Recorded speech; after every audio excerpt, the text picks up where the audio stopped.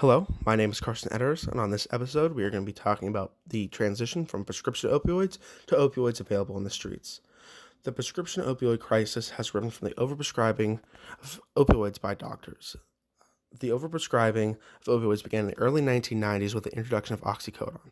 Oxy was meant to be a more powerful painkiller than the over-the-counter medications that people had been previously using.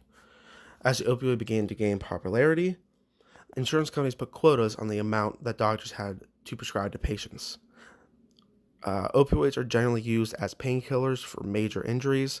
These could include broken bones, more invasive surgeries and their recoveries, or any long-term lasting pain from a major trauma like a car accident. Since doctors are providing too many opioids for the needs of the patients, they become addicted to that feeling that the drugs give them.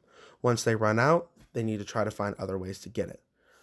The areas that were generally had the most overprescribing were called dump points. These were in the Appalachian Mountain chain from Western PA, West Virginia, and Eastern Kentucky.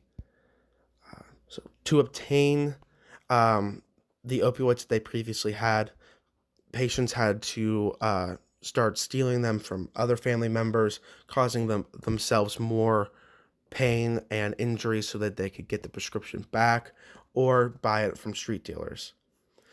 Since the prescription opioids are very expensive from street dealers, they had to switch to heroin.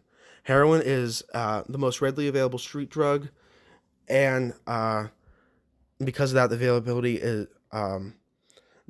availability, there are more people using heroin. Heroin is also an opioid and has the same amount of addictiveness as the regular prescriptions. So today, 1.9 million people are addicted to opioids, and about 94% of people that currently use heroin had previously switched from a prescription opioid. So these dump points of Western PA, West Virginia, and Eastern Kentucky have also seen the highest amount of deaths as a result of opioid overdoses. This has generally been the result of fentanyl being mixed in with heroin. Fentanyl is much more potent than heroin, and it's actually used as a elephant tranquilizer.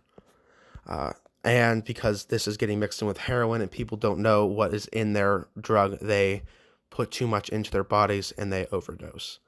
Overdoses aren't deadly right away, but if not treated within a reasonable amount of time, the body will shut down and they will die. So with the growing heroin epidemic, we need to focus much more on how the opioids are being prescribed and to limit it just to the amount that people actually need for the amount of time that they're going to be in recovery.